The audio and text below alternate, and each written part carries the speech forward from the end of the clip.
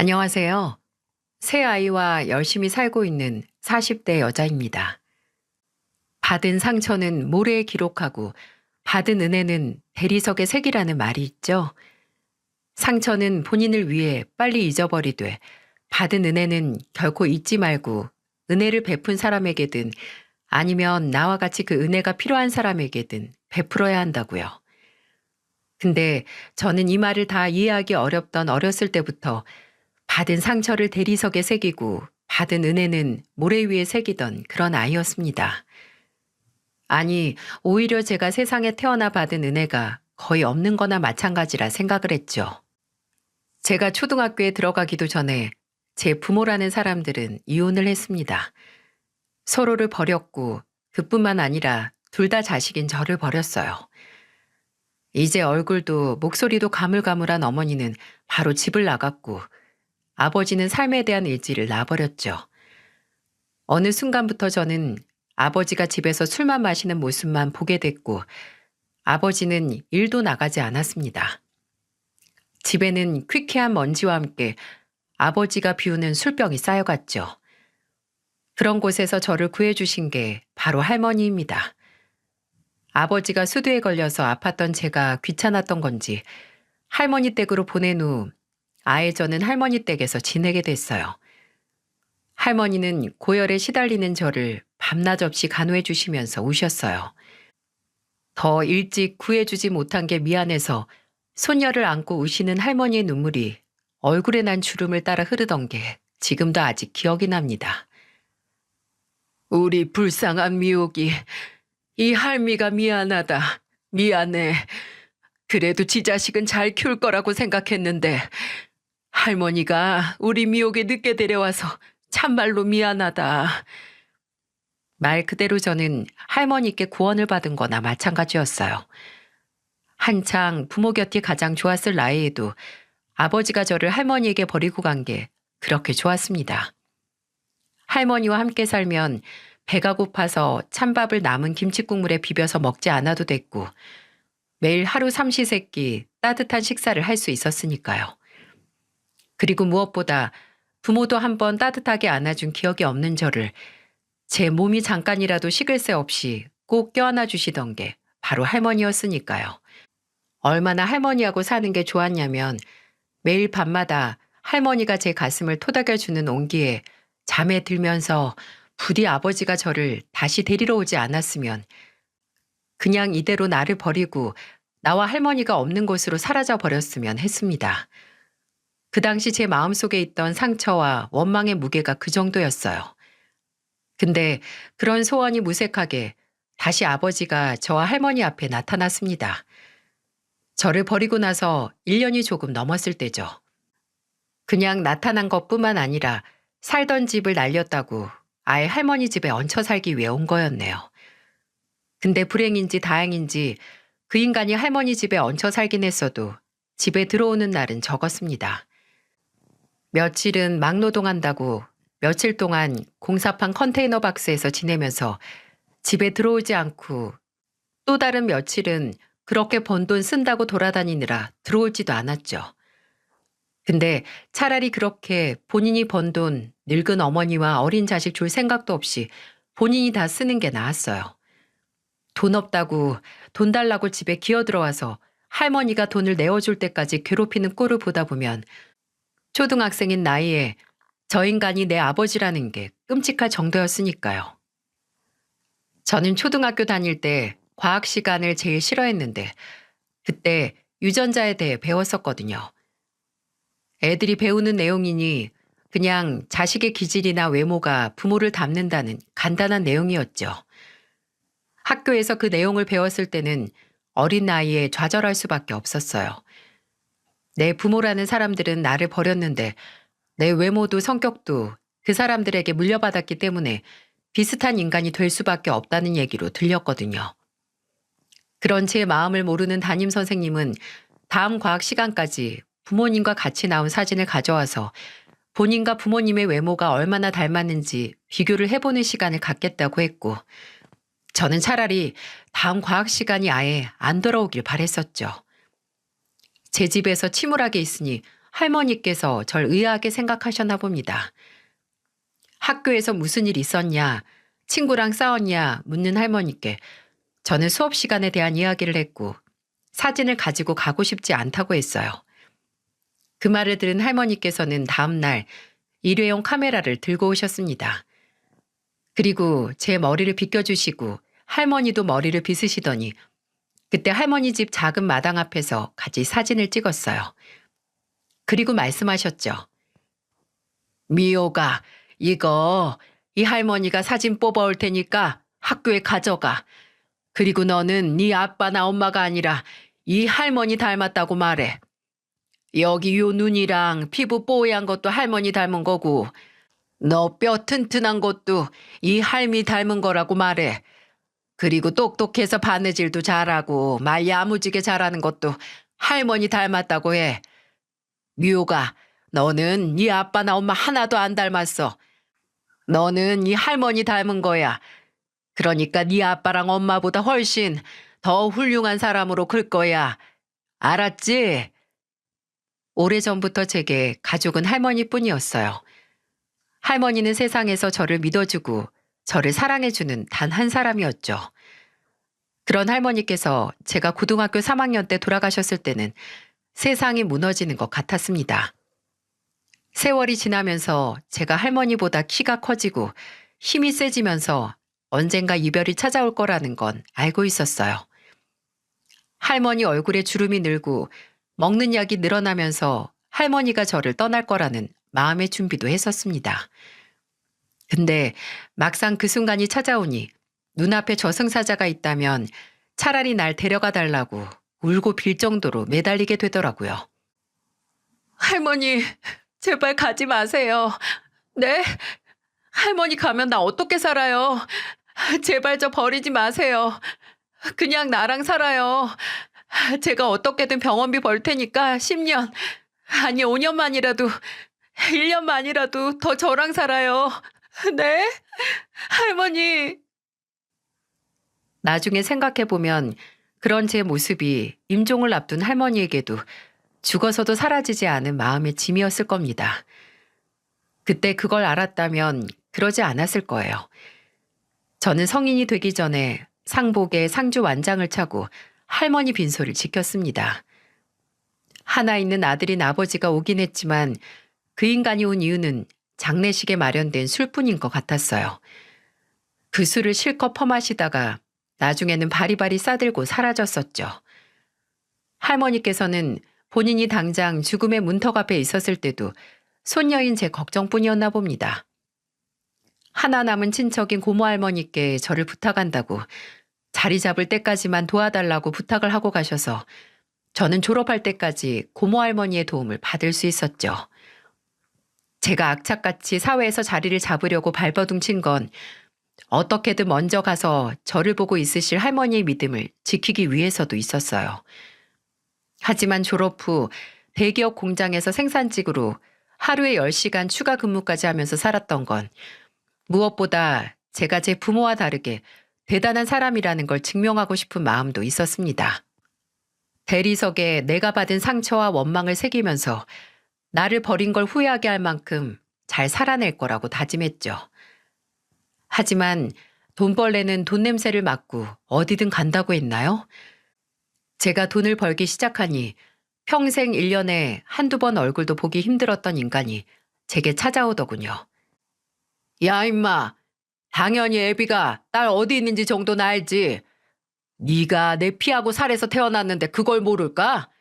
이년아, 네 아버지가 너 찾느라 고생을 이만저만 한 게 아니야. 이렇게 딸 면상 직접 보러 왔으니까 보답하는 의미로다가 용돈 좀 줘봐라. 나도 이제 딸년이 집 밥벌이 할 정도로 컸으니까 너 키운 보상은 받아야지. 처음에는 찾아오면 조금이라도 현금을 지어주고 몇 초라도 빨리 보냈습니다. 그냥 그 인간이 본인을 제 아버지라고 칭하는 꼴을 보고 싶지 않았거든요. 근데 그건 그때 찬란한 효과가 있었을 뿐 길게 본다면 제게 치명적이었던 실수였어요. 몇 번 돈을 받아보니 제가 그저 돈 나오는 구멍, 황금알 정도는 아니더라도 끊임없이 달걀을 낳는 거위로 보였나 봅니다. 정말 시시때때로 찾아와서 돈을 달라고 하더군요. 나중에는 참다 말했어요. 염치가 있냐고. 고열 때문에 헛것까지 보던 나 귀찮다고 할머니 집에 맡긴 인간이 무슨 낯짝으로 아직까지 내 앞에 나타나 키워준 값 하라고 하냐고요.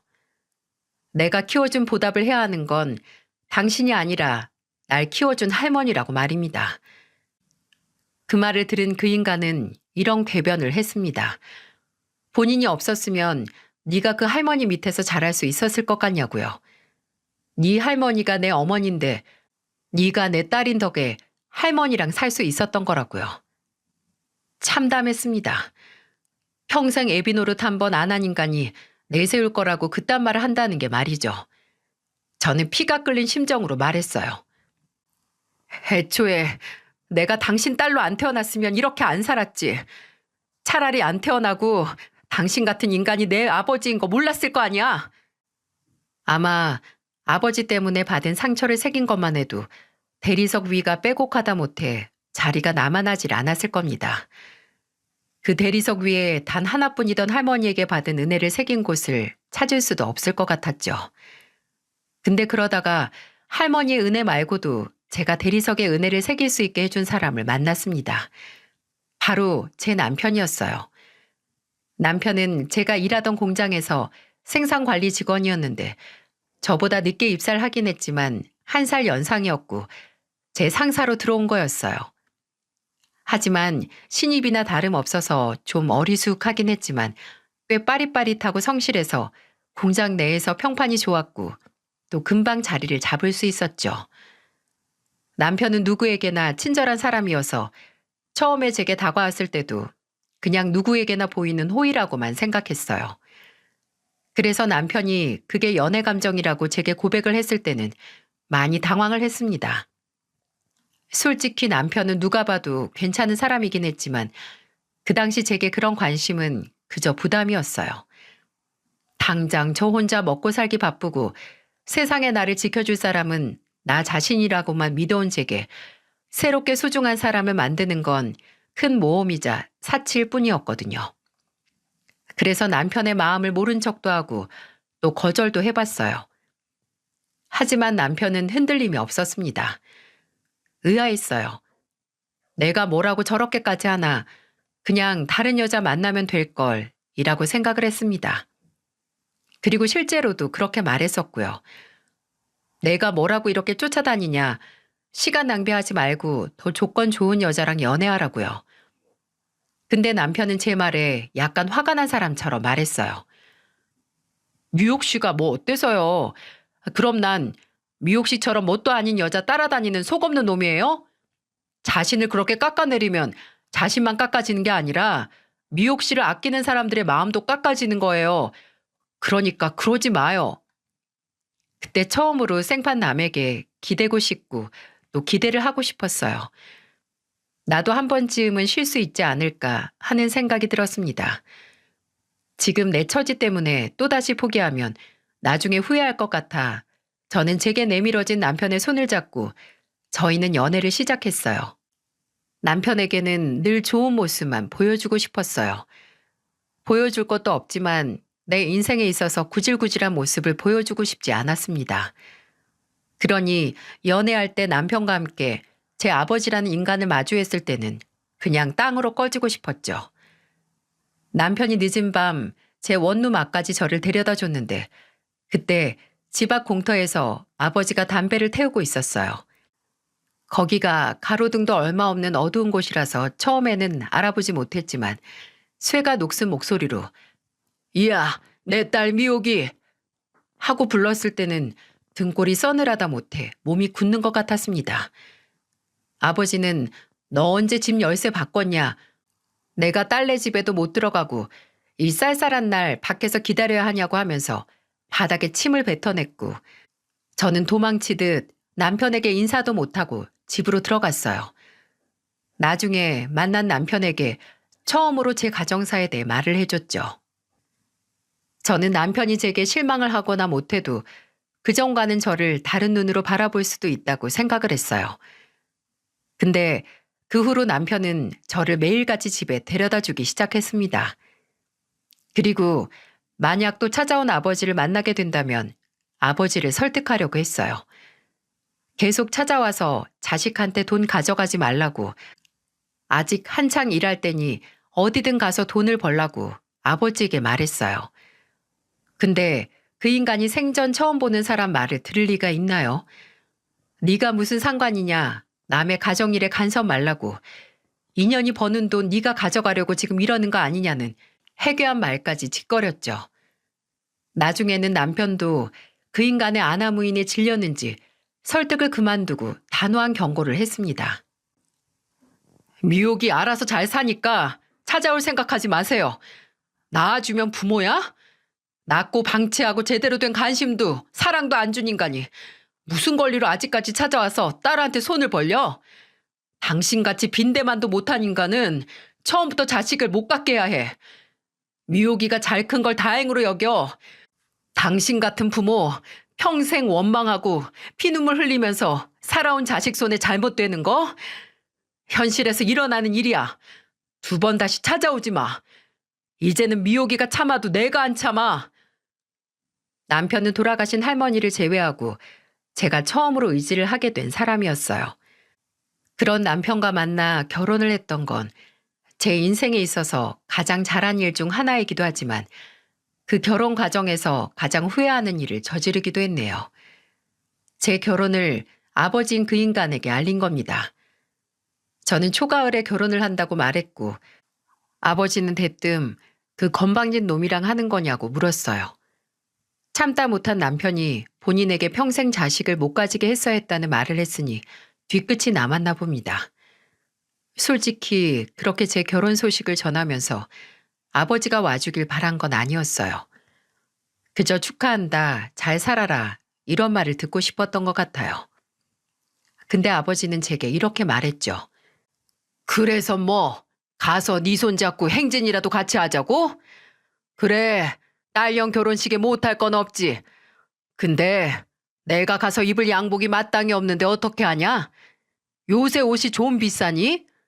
그러니까 돈 좀 보내봐라. 그럼 내가 아주 번지르르한 양복 입고 가서 네 손 잡아줄 테니. 그리고 교통비도 필요하고 거기 네 애비 친구들까지 부르면 축의금도 꽤 많이 받을 텐데 그때 받을 거 미리 땡겨서 줘도 되고. 알아들었냐? 희망을 버리면 절망할 필요도 없다더니 하나 있는 딸에게 축하한다는 말도 못하는 이 한심하다 못해 불쌍한 인간에게 제가 너무 많은 기대를 했네요. 저는 아버지의 말에 수십 년 동안 원망들만 새겨온 대리석이 박살나는 기분이 들었고 차분하게 말했습니다. 올 필요 없어. 그냥 알고나 있으라고. 한때는 그래도 낳아준 부모라고 내 하나밖에 없는 가족이 당신이라고 생각을 했는데 이제 나는 내 진짜 가족 만나서 가니까 혼자 잘 살라고 그 말하려고 전화한 거야. 나는 드디어 내 가정 꾸려서 가는데 당신은 이제 정말 혼자니까. 마지막 인사하려고. 그래도 당신한테 고마운 거 하나는 있네. 내가 태어나지도 못했으면 이렇게 내 행복 찾지도 못했을 텐데. 고마워요, 아버지. 평생 딱 하나 나한테 잘한 일이 있어서. 저는 그렇게 과거를 묻고 남편과 결혼을 했습니다. 제가 그렇게 미련 없이 상처를 대리석에 새기던 과거를 버릴 수 있었던 건 이제 새로운 대리석에 새길 은혜를 무수히도 많이 준 남편과 제 시부모님을 만났기 때문일 거예요. 남편뿐만 아니라 시부모님께서도 혼자였던 절 가족이 되어서 품어주신 분들이거든요. 처음에 남편과 결혼 이야기가 오고 갔을 때는 불안했었어요. 고아나 마찬가지인 저를 가족으로 받아줄 집안이 솔직히 얼마나 되겠어요? 근데 그런 불안함이 무색하게 시부모님과 시동생은 저를 환영해 주셨습니다. 시어머니께서는 나중에 저를 키워주신 할머님께 우리 며느리 이렇게 잘 키워주셔서 감사하다는 인사를 드리고 싶다고 같이 할머니가 계신 납골당에 데려가 달라는 말도 하셨고요. 시아버지께서는 그때 당시 수선집을 하셨거든요. 근데 동네에서 드라이 클리닝하고 옷 줄여주는 일반적인 곳이 아니라 아무리 해도 안 없어지는 천이나 가죽에 생긴 얼룩이나 해지고 뜯어져서 변질된 가죽을 재가공해서 새 것처럼 만들어주는 곳이었어요. 시아버지께서 거의 20년이 지난 가죽 가방을 이제 산 새 것처럼 바꾸는 기술을 보면 장인이 따로 없었죠. 근데 어쩔 수 없이 옷이나 손끝에서 수선집에서 사용하는 화학 약품 냄새나 매일같이 손끝이 다릴 정도로 만지는 가죽 냄새가 날 수밖에 없었는데 제가 인사를 드리러 간 날 그 냄새가 날까봐 신경을 쓰셨다고 하더라고요. 미호가 네 시아버지 너한테 약품이나 가죽 냄새 나면 며느리 사랑 못 받을까봐 새로 장만한 옷 입고 아침부터 목욕탕도 갔다 왔다. 그것도 모자라서 머리에서도 약품 냄새가 나는 것 같다고 이발도 하고 왔어. 아버지, 아침부터 바쁘셨네요. 근데 30년이 넘게 한 일인데 그렇게 해서 금방 냄새가 가시겠어요? 지금도 살짝 나는 것 같은데. 창욱이 너 조용히 해라. 안 하는 것보다 그래도 노력이라도 하는 게 상대방한테 좋은 인상을 남기는 거요. 근데 미호가 정말 냄새 좀 나니? 어, 살짝 나는데 전 오히려 좋아요. 이런 냄새 맡아본 적 있거든요. 어렸을 때 할머니 친구분이 하시는 바느질 공장 가면 맡던 냄새랑 비슷한데 왠지 그때 생각도 나서 좋은데요. 제 말을 들은 시아버지께서는 다행이라고 그때 생각나면 언제든 본인 수선집으로 놀러 오라며 유쾌하게 웃으셨어요. 남편과 시댁 식구들은 가족은 할머니와 저 딱 2명이었다는 제게 복작복작한 새로운 가정을 선물해 줬습니다. 남편과 저는 결혼하자마자 시댁에서 합가를 해서 살았는데 신혼 초에 참 적응 안 되는 일이 많았어요. 아침에 다른 사람들의 말소리를 들으면서 잠에서 깨는 것도 새로웠고 식사할 때 여럿이서 둘러앉아서 한 입 먹고 말하고 또 한 입 먹고 말하면서 식사 시간만 40분이 넘도록 하는 것도 새로웠어요. 그리고 밤이 됐을 때 갑자기 저희 방문을 두들기는 노크 소리에 놀라서 나가보면 허기지지 않냐며 야식으로 비빔밥을 해먹자는 시어머니의 웃는 얼굴도 새로웠습니다. 또 독립을 한 시동생은 본가에 올 때마다 늘 어디서 음식을 포장해서 바리바리 사들고 왔었는데 제가 시댁에서 살게 된 후로는 제가 좋아하는 음식을 위주로 사오는 거예요. 어느 순간부터 집을 찾은 시동생의 손에 칼칼한 전골류나 등갈비, 해산물 찜이 들려있는 걸 보고 뭔가 가족으로서 챙김을 받는 것 같고 내 생각을 이렇게 자연스럽게 해주는구나 하고 소소한 감동을 하기도 했습니다. 저는 살면서 노력하는 만큼 보답을 받고 열심히 살면 복을 받는다는 말을 믿지 않았던 사람에 가까웠어요. 쥐구멍에 볕이 들어도 그곳은 여전히 쥐구멍이고 인생은 어차피 출발선부터 불공평하다고 생각했으니까요. 근데 남편과 결혼한 후에는 이렇게 행복하기 위해 그 고생을 한 건가, 그렇게 외로웠던 건가 하는 생각을 했어요. 그리고 늦게 만나게 된 가족들 틈에서 행복하다라는 감정이 느껴지면 늘 할머니 생각이 났었죠. 그건 지금도 그러는데 제가 행복하게 잘 사는 모습을 부디 할머니께서 보실 수 있었으면 했거든요. 아마 돌아가신 할머니의 임종 앞에서 이성을 잃고 울고불고 해서 할머니 마음을 속상하게 만들었던 게 죄책감이 돼서 남았나 봅니다. 그리고 중요한 순간마다 저희 할머니를 떠올려주는 건 저뿐만이 아니었어요. 저희 시어머니께서도 생전 만나보지 못한 저희 시어머니를 떠올려주셨어요. 제가 첫 임신이 쌍둥이였는데 아무래도 배에 애가 둘인 만큼 참 고생을 많이 했거든요. 배에 무거운 추를 달고 땅속으로 꺼질 것만 같았고 잘 때도 몸도 마음도 편히 숙면을 취한 적이 손에 꼽을 정도였습니다. 심지어 그 힘든 10달을 버텨내고 출산을 했을 때는 쌍둥이들을 낳다가 골반골까지 골절돼서 퇴원도 못하고 몇 주 입원을 해야 했어요. 그때 매일 제 곁을 지켜주신 게 바로 저희 시어머니셨습니다. 시어머니는 출근을 하는 남편을 대신해 제가 입원한 입원실에서 저와 같이 살다시피 하면서 저를 돌봐주셨어요. 미옥이 너 산바라지 제대로 안 해주면 나중에 네 할머니께서 내 꿈에 나와서 혼내실걸? 애지중지 키운 손녀딸 며느리로 삼아놓고 제대로 돌보지도 않는다고. 네 할머니가 살아계셨으면 하셨을 일 내가 대신 하는 거니까 걱정 말고 너는 그냥 푹 쉬기나 해라. 어차피 너랑 나랑 집에 가도 쉬지도 못해. 애 하나 보는 것도 전쟁인데 아휴 둘이라니 지금부터 힘을 비축해 놔야지. 그리고 제가 병원에 입원해 있는 동안은 집에서 시아버지와 시동생이 남편을 도와 쌍둥이를 돌봐줬죠. 내 가족이 많아졌다는 걸 실감했던 순간이기도 해요. 남편이 출근해 있는 동안은 시아버지께서 수선집은 최씨 아저씨에게 맡기고 손녀들을 돌보셨고 남편보다 일찍 퇴근을 하는 시동생이 시댁으로 가서 시아버지를 도와 조카들을 봤죠. 사람은 나이가 들어 신체적인 성장은 멈추지만 정신적인 성장은 무한히 계속된다고 결혼하고 저는 참 많이 성장을 할 수 있었어요. 그래서 그런지 쌍둥이들이 3살이 되던 해 셋째가 생겼을 때는 마냥 행복했어요. 애 셋을 키우는 게 보통 일이 아닌데 아무래도 저와 함께 해줄 식구들이 많으니 그걸 믿고 욕심을 낼 수 있었나 봐요.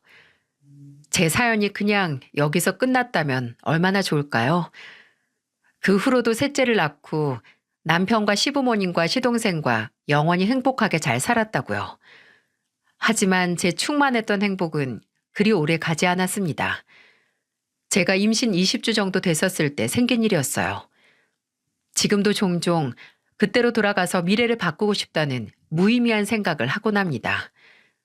그날은 남편이 퇴근을 늦게 한 날이었는데 밤 9시 정도에 전화가 오는 거예요. 여보세요? 당신 지금 오는 길이야? 어, 지금 가. 밥은 다 먹었지? 아까 다 먹고 지금 막 진이랑 민이 씻기고 나왔어. 아이고, 우리 여보야 배 나와서 애들까지 씻겨서 힘들겠구만. 출출하지 않아? 가면서 뭐 사갈까? 됐어. 지금 이 시간에 뭘 사와. 그냥 빨리 들어와서 당신이나 밥 먹어. 에이, 출출하잖아. 우리 여보야 뱃속에 콩알이는 뭐 먹고 싶다고 안 해? 들어가면서 사갈 테니까 야식으로 같이 먹자. 그냥 빨리 오라니까. 와서 김치찌개 남은 거에 살이 넣어서 먹자. 정말 그거면 돼? 당신 떡볶이 먹고 싶지 않아? 어제 TV에서 즉석 떡볶이 맛집 나오는 거 보고 가보고 싶다고 했잖아. 떡볶이에 튀김이랑 순대 안 당겨? 뭐 사오면 먹게 하겠지. 거봐 먹고 싶은 거 있으면서. 알았어. 내가 떡볶이가 식기 전에 광속으로 사갈게. 자지 말고 기다리고 있어. 저와 함께 먹을 떡볶이를 사오겠다는 남편. 저는 남편이 오면 바로 먹을 수 있게 그릇과 수저를 준비했고 같이 드실 거냐고 묻기 위해 시부모님 방에 갔습니다. 이른 시간인데 두 분이 TV를 킨 채로 벌써 주무시고 계시더라고요. 저는 조용히 TV를 끄고 나와서 남편을 기다렸습니다. 근데 30분이 지나도 남편이 안 오는 거예요. 분명 남편은 그 당시 저희가 자주 사 먹던 역 근처 포장마차에 들렀을 텐데 거기서 집까지 걸어도 15분이 안 되거든요. 이 시간에 우리처럼 야식 먹는 사람이 많은가 보다 생각을 했는데 1시간이 지나도 남편은 집으로 오지 않는 거예요. 뭐지 싶어서 전화를 해보니 전화도 받질 않는 거예요. 불안한 마음이 점점 커져가고 있었는데 그때 정막을 뚫고 제 휴대폰이 울리기 시작했습니다. 남편 휴대폰 번호였어요. 여보세요? 당신 왜 아직도 주창욱 씨 가족 되십니까? 휴대폰 너머 들려온 목소리는 남편이 아니라 생전 처음 들어보는 사람의 목소리였어요. 제가 놀라서 차마 맞다고 대답을 못했는데 그 목소리는 제게 이렇게 말했어요. 주창욱에게 사고가 났고 지금 병원으로 옮기고 있다고. 상태가 위중하니 가족분들이나 보호자분이 지금 빨리 오셔야 한다고 말이죠. 저는 전화를 끊지도 못하고 주저앉아서 시부모님을 불렀습니다. 어머님, 아버님! 하고 울리는 큰 소리에 방에서 주무시고 계시던 시부모님이 놀라서 뛰쳐나오셨어요. 저는 제가 받은 전화에 대해 설명을 했고 시아버지께서 운전하시는 차를 타고 남편에게 갔습니다. 시어머니는 쌍둥이와 함께 집에 남으셨고요. 병원에 도착을 했을 때 남편은 이미 수술실에 들어간 다음이었습니다. 중간에 수술실에 있던 의사 선생님이 나와서 저와 시아버지께 남편의 상태에 대해 설명을 하고 어떤 수술을 하고 있다고 설명을 했지만 그때는 제 귀에 들어오지도 않았어요. 그냥 어느 장기가 파열이 됐고 갈비가 골절이 됐는데 그게 뭘 뚫었고 알아먹지 못해도 남편이 생사를 오고 가고 있다는 건 확실했습니다. 저희는 그저 살려만 달라고, 제발 살려달라고 의사 선생님께 그리고 신께 빌었어요. 그리고 수술실 앞에서 남편을 기다렸고 5시간 후 남편은 다시 저희 곁으로 돌아왔지만 이미 이 세상 사람이 아니었습니다. 의사 선생님은 끝내 살리지 못했다고 죄송하다는 심심한 위로의 말을 했고 시아버지는 그 말과 동시에 주저앉아서 오열을 하셨습니다. 안 된다. 창우가, 안 돼. 창우가. 저는 병원 복도에 울려 퍼지는 시아버지의 목소리를 들으면서 눈을 감았어요. 그리고 이건 끔찍한 악몽이고 다시 눈을 뜨면 나는 집에서 떡볶이를 사올 남편을 기다리고 있을 거라고 믿었습니다. 하지만 현실은 다시 눈을 떴을 때 병원 천장이 보이고 제 팔 한쪽에는 링거가 꽂혀 있더라고요. 주변에는 시어머니와 시아버지 그리고 시동생이 보였고요. 제가 깬 걸 본 시어머니는 제가 수술실 앞에서 쓰러졌다고 말씀하셨고 저는 시어머니께 물었어요. 어머니, 남편은요? 그 사람은 나왔어요? 수술 잘 됐대요? 막 정신을 차리고 제정신이 아니었던 저는 남편을 찾기 시작했고 시어머니는 그런 저를 껴안고 통곡을 하셨습니다. 아유, 불쌍한 우리 창욱이 너랑 애들 두고 어떻게 눈 감니? 라고 하시면서요. 남편을 친 차는 음주운전 차량으로 신호 위반을 하고 길을 건너던 제 남편을 친 뒤에 뺑소니까지 쳤다고 해요. 몇 시간도 안 가서 목격자의 신고로 잡히긴 했지만 그렇다고 제 남편이 살아 돌아오는 건 아니었습니다. 저는 제정신인 순간이 단 한 번도 없어서 남편 장례식을 지킬 수도 없었어요. 탈수까지 심하게 와 이러다가 뱃속의 애가 잘못될 수 있다는 의사의 말에 마음 놓고 울 수도 없었어요. 그렇게 남편을 허무하게 보내고 저는 며칠 동안 아직도 눈앞에 선한 남편의 얼굴이 나오는 동영상만 봤습니다. 영상 안에서 남편은 쌍둥이들을 양손에 안고 그네를 타고 있었죠. 진이야, 민이야, 저기 봐봐. 엄마 있네?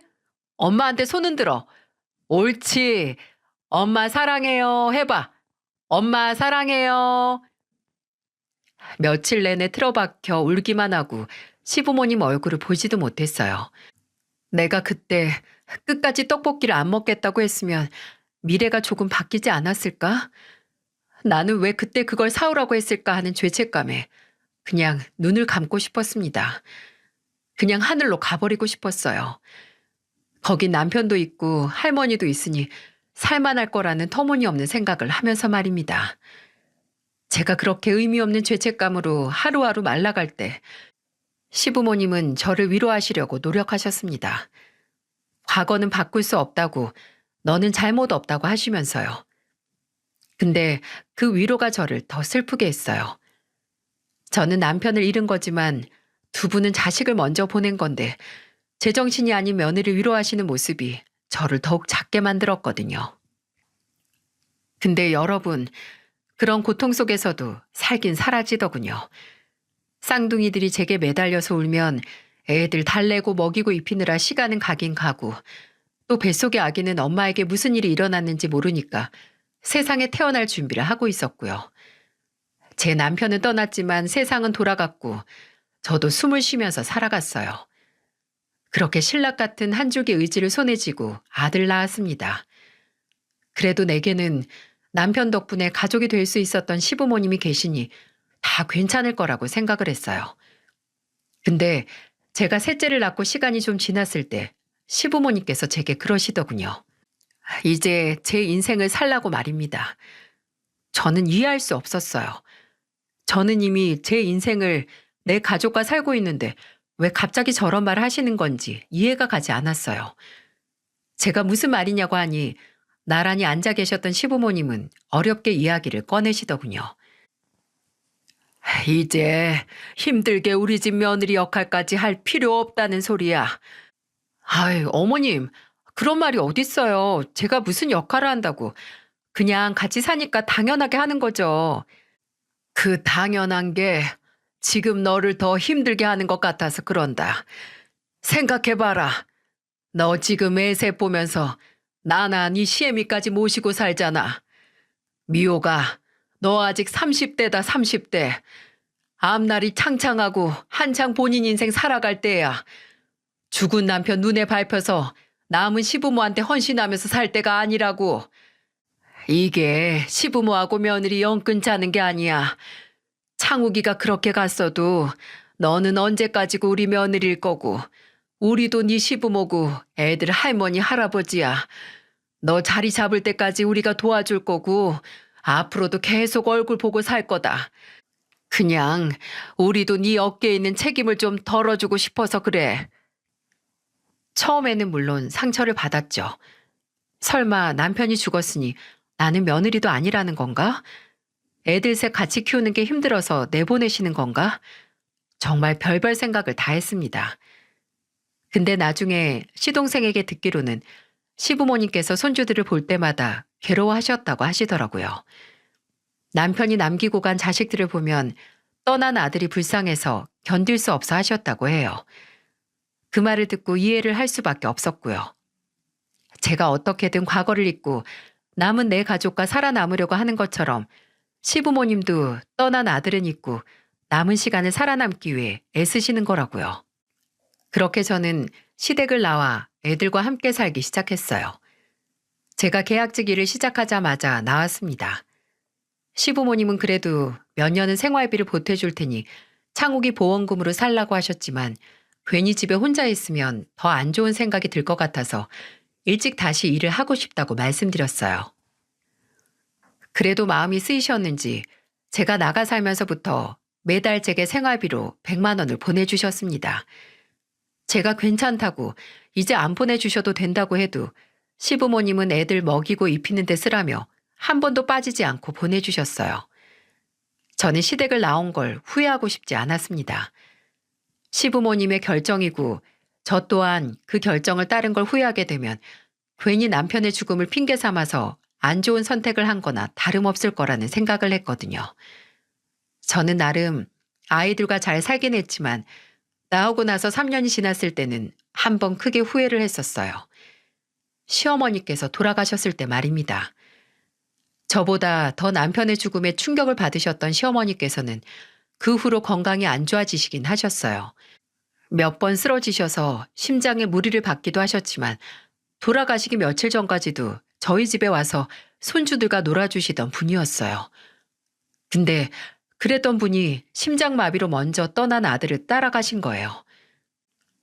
결혼하고 긍정적이게 바뀐 제 성격이 다시금 피폐해질 것만 같더라고요. 그리고 더욱 시어머니의 죽음이 제게 큰 상처가 됐던 건 시어머니가 돌아가신 후에는 시아버지께서 제게서 멀어지기 시작하셨다는 겁니다. 원래는 애들 데리고 시댁에도 자주 갔고 또 시부모님께서 제 집에도 오셨었는데 시어머니의 장례식 이후로는 시아버지께서 이상하게 저를 피하시는 거예요. 그때는 은퇴해서 수선집도 접으신 분이 얼마나 바쁘시다고 며느리와 손주들에게 시간을 안 내주시나 했습니다. 그저 꼬박꼬박 매달 생활비 100만 원을 제게 보내주시고 제가 보내드리는 애들 사진이나 동영상을 보시고 영상 통화를 가끔 하는 게 다였어요. 제가 찾아간다고 해도 시아버지께서는 아니라고 애들 데리고 2시간 넘게 왔다 갔다 하는 게 보통 일이냐고 하시면서 만류하셨습니다. 시동생에게 혹시 시아버지께서 어디가 편찮으시냐, 무슨 일이 있냐고 물어도 시동생은 그저 시어머니가 돌아가신 후 성격이 좀 바뀌셨는데 걱정할 정도는 아니라고 그렇게만 대답을 했어요. 저도 참 빵점 며느리였던 게 그 말만 믿고 저 살기 바빠 시아버지께 소홀했다는 거예요. 그냥 전화 몇 번 드리고 애들 사진 보내고 하는 걸로 며느리 노릇 다 했다 생각을 한 거죠. 그런 제 안일함에 하늘이 벌을 내린 걸까요? 남편이 죽고 10년 후 그렇게 저를 만나주지 않으시던 시아버지께서 제게 갑자기 먼저 연락을 하셨습니다. 왜 그렇게 기다리던 시아버지의 연락이 하늘이 내린 벌이냐고요? 그게 마지막 연락이나 다름없었거든요. 그 당시 아무것도 모르고 전화를 받은 저는 어안이 벙벙한 목소리로 외쳤어요. 아버님, 어떻게 이렇게 오랜만에 먼저 연락을 하세요? 저번부터 제가 먼저 전화드려도 잘 받지도 않으셨으면서. 늙은이가 전화 소리가 잘 안 들리니 어쩔 수 없지. 어째 너하고 애들은 잘 지내니? 목소리가 밝은 걸 들으니까 잘 지내는 것 같구나. 저희야 늘 똑같죠. 아버님은 건강하시죠? 다음 주에 제가 아버님 댁에 한번 갈까요? 늘 제가 먼저 간다고 해도 올 필요 없다고 하시던 시아버지께서는 그날도 제게 같은 말을 하실 줄 알았습니다. 근데 시아버지께서는 전혀 예상하지 못했던 말을 하셨어요. 그래, 우리 며느리 얼굴 한번 보고 싶네. 미호기가 잘하던 수제비도 먹고 싶고, 미호가 내가 가면 오랜만에 우리 며느리가 시아버지한테 주던 밥상 받을 수 있냐? 저는 얼른 당연하다고 제가 가서 직접 해드리겠다고 했어요. 시아버지의 그 말이 두 번 다시 놓칠 수 없는 기회인 것처럼 당장 내일이라도 가겠다고 했습니다. 그랬더니 시아버지는 아니라고 내가 간다고 날짜 잡을 테니까 그날 보자고 하셨어요.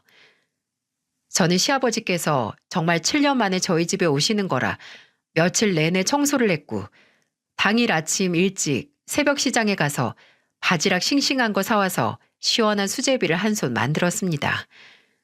손으로 직접 반죽해서 뚝뚝 끊어지는 수제비도 모자랄 것 같아 혹시 밥을 드시고 싶어 하실 것도 같아서 밥이랑 반찬도 따로 만들었고요. 수제비랑 석박지 같이 드시는 걸 좋아하셔서 석박지도 미리 만들었어요. 그리고 아이들과 함께 시아버지를 기다렸고 드디어 약속한 시간에 초인종이 울리고 시아버지가 도착하셨을 때 저는 그대로 주저앉을 뻔했습니다.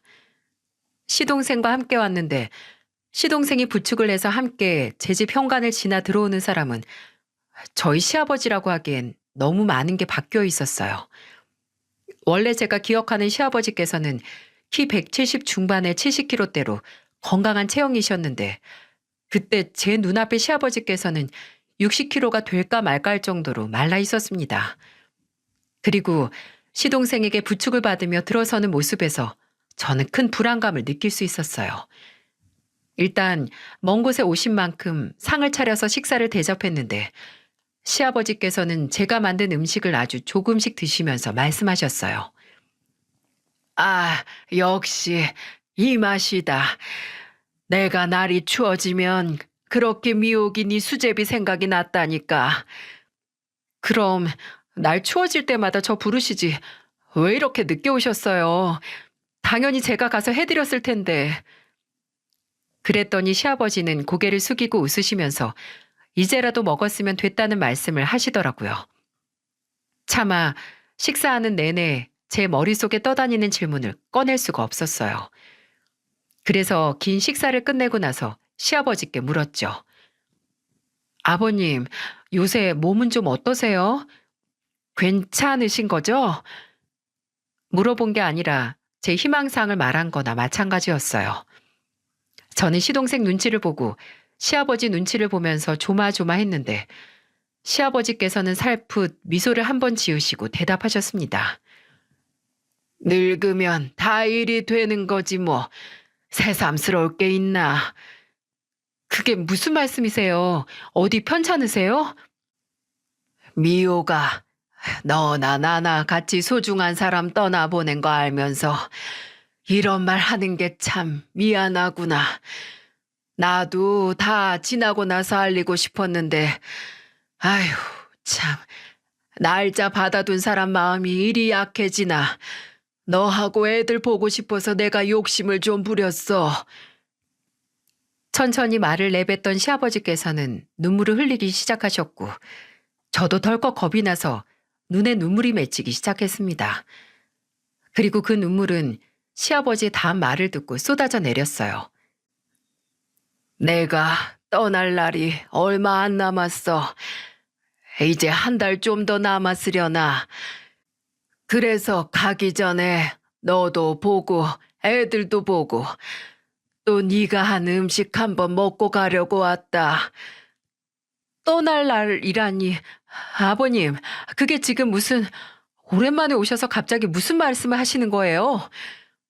원래는 나 떠나고 나서 진욱이한테 전해달라고 하려고 했는데 날짜가 다가오니까 그래도 얼굴을 봐야 할 것 같아서 말이야. 그 많은 일을 겪은 너한테 이런 말 전해서 내가 면목이 없구나. 미안하다. 아버님이 왜 미안하세요? 아버님이 뭘 잘못하셨다고.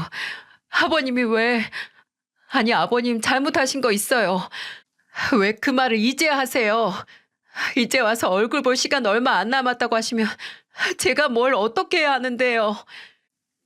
7년 만에 제게 찾아오신 시아버지께서는 췌장암 말기로 제게 알리지 않고 요양병원 생활을 하시다가 이제 시간이 얼마 안 남았다는 걸 아시고 인사를 하러 오신 거였습니다. 저는 그 연락이 앞으로 다시 시아버지와 자주 왕래할 수 있는 계기가 될 거라고 믿었는데 실상 그 연락은 영원한 작별을 위한 연락이나 다름이 없었어요. 우는 저를 보고 시아버지께서도 눈물을 흘리셨는데 초등학생 아들이 그런 시아버지를 보고 할아버지 울어요? 하고 묻는 거예요. 그랬더니 시아버지는 소매로 얼굴을 쓱쓱 닦으시더니 말하셨습니다. 이누야, 이건 할아버지가 기뻐서 우는 거야. 이렇게 이누 엄마랑 이누랑 민이랑 진이 오랜만에 봐서 이 할아비가 너무 행복해서 우는 거지. 그리고 할아버지가 미련도 안 남게 잘 사는 거 보여줘서 고마워서 우는 거고. 미호가 너 아무것도 할 것 없다. 그냥 네 시애비 잘 보내주기만 하면 돼. 그거면 된 거야.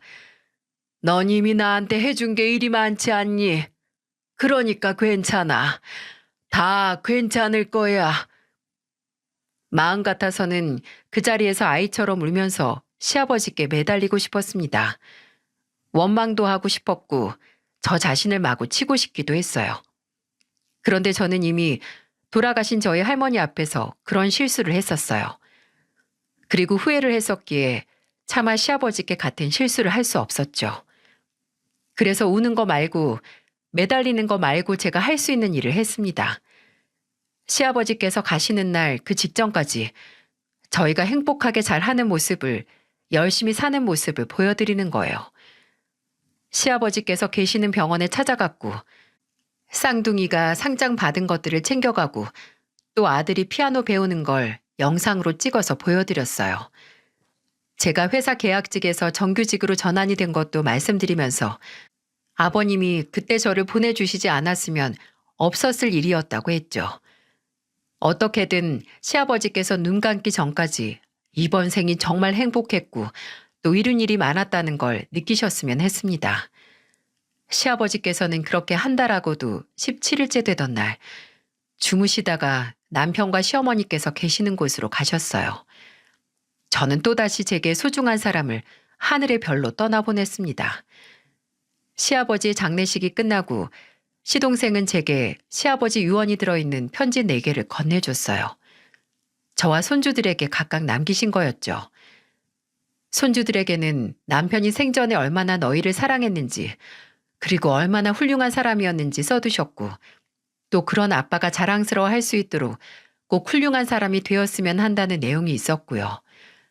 그리고 제게 남긴 편지에는 제가 처음 시댁에 인사를 드리러 간 날을 회상하시면서 서두를 시작하셨습니다. 미호가, 네가 처음 우리 집에 온 날을 기억한다. 나는 네가 나와 네 시애미에게 인사를 하는 순간부터 네가 우리 가족이 돼서 우리와 행복하게 살 거라는 걸 알았다. 야무지긴 했지만 종종 남의 눈치를 살피는 널 보면서 의아했지. 근데 그게 다 과거 남들보다 더 열심히 살아왔던 진한 흔적의 결과라는 걸 알았을 땐 네 시엠이 몰래 울기도 했단다. 그리고 그런 네게 나도 시엠이도 네 할머니께서 그러신 것처럼 든든한 방패이자 지원군이 되고 싶었어. 우리가 너한테 그런 존재가 됐었는지 잘 모르겠지만 부디 네가 우리와 사는 동안 조금이라도 안전하다고 생각하고 행복했었길 빈다. 편지에는 제 걱정과 제 행복을 바란다는 마음이 그득그득 담겨 있었습니다. 그 편지 한 통만으로도 저는 이미 시아버지의 마음을 다 알 수 있었어요. 근데 그뿐만이 아니라 시동생은 제게 시아버지께서 제 앞으로 2억이라는 유산까지 남기셨다는 거예요. 2억이요? 아니, 제가 그렇게 큰 돈을 어떻게 받아요? 그런 도련님은요? 도련님도 이제 곧 결혼해야 하는데 돈 필요하잖아요. 형수님, 저희 아버지께서 아들한테 아무것도 안 남기셨겠어요? 걱정 마세요. 아버지가 제목까지 다 남겨두셨으니까. 그러니까 아무 걱정 없이, 아무 부담 없이 가져가세요. 그건 아버지가 형수님한테 남기신 오로지 형수님하고 애들 몫이에요. 솔직히 저는 저보다도 시동생이 더 걱정이었거든요. 시동생은 30 후반까지 혼자 시아버지를 모시느라 결혼도 안 하고 있었는데 이제 시아버지께서도 돌아가셨으니 그 공허함을 어떻게 할까 걱정이 이만저만이 아니었어요. 저나 애들로 그 공허함이 메꿔지면 좋겠지만 그동안 거리를 두고 살았기에 시동생이 그걸 원하는지도 의문이었습니다. 근데 제 예상과는 다르게 시동생이 그러더군요. 앞으로 형수님과 조카들 인생의 한 부분으로 있고 싶다고요. 제가 이제 누가 있어요? 저 완전 거 하나 다름없는데 형수님하고 민이랑 진이랑 인우가 제 유일한 가족이나 마찬가지죠. 물론 형도 없고 부모님도 없어서 형수님하고는 남이라고 해도 할 말 없지만 그래도 저희 형이 목숨보다 소중히 생각했던 가족들 이젠 제 가족이라고도 하고 싶어요. 그러니까 제가 종종 찾아와도 내치지 말아주세요, 형수님. 저는 내가 왜 내치냐고 언제나 환영이니 오라고 했습니다. 애들도 삼촌을 좋아하고 저도 시동생에게 고마운 게 정말 많으니까요. 시동생은 아직 결혼을 안 하고 있지만 주말이면 종종 저희 집에 와서 저와 아이들과 함께 가족의 시간을 보내고 있어요. 얼른 시동생에게도 가정이 생겼으면 좋겠지만 지금은 이걸로도 만족하는 눈치라서 좋은 게 좋은 거라고 생각하고 있습니다. 저도 과거 가장 행복했던 순간을 함께 기억하고 나눌 수 있는 사람이 있어서 좋고요. 어쩌면 앞으로 많은 사람들에게 마음을 베풀고 살라는 뜻으로 제가 몇 년 되지 않은 그 짧은 시간 동안 인생에 있어서 가장 큰 행복을 누렸는지도 모릅니다. 남은 인생은 제가 할머니께, 남편에게, 그리고 시부모님께 받은 은혜를 다른 사람에게 나누고 살라고 말입니다. 언젠가 저도 저와 같이 사랑과 관심을 필요로 하는 사람을 만난다면 제가 가족들 같은 존재가 되어주고 싶어요. 지금은 그 관심을 제 아이들에게 쏟고 있지만 기회가 온다면, 아니 기회를 만들어서 제가 겪은 모든 기적 같은 일들은 다른 분들께도 나누고 싶습니다. 그리고 그 첫 발자국이 바로 사연튜브에 제 사연을 보낸 거라고 할 수 있겠네요. 여기서 많은 분들께 제 이야기를 전하고 다짐을 하면서 제 스스로에게 약속을 하고 있으니 말입니다. 이야기를 들어주신 여러분께 감사드립니다. 많은 분들이 대리석의 은혜를 새길 수 있도록 제 도움을 필요로 하는 사람들을 돕는 그런 인생을 살겠습니다. 모두 행복하시고 늘 건강하시길 기도할게요.